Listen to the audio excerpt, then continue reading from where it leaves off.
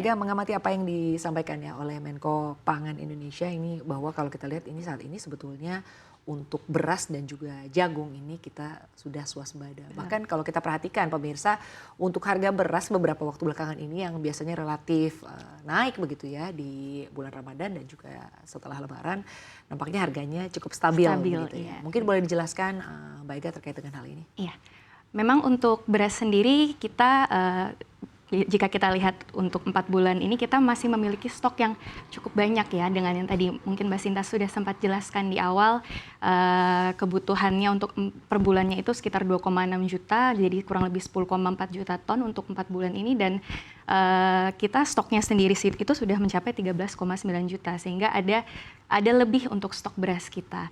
Ya, mungkin itu juga penyebab mengapa harganya cukup stabil. Itu juga menandakan bahwa distribusinya juga cukup baik.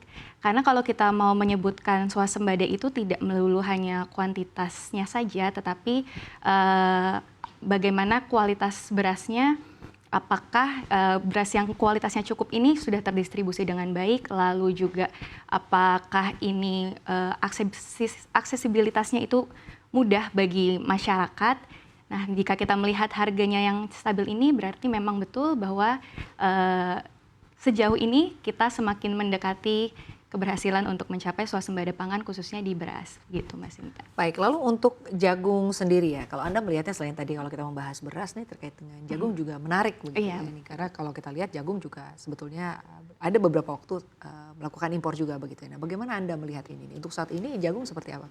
Oke, untuk yang terakhir itu data mungkin yang terdekat itu 2023 untuk produksi dan adanya jagung kita itu kurang lebih sekitar 14,4 juta ton, dengan kita sebagai manusia yang mengkonsumsi itu kurang lebih 860 ribu ton untuk per tahunnya.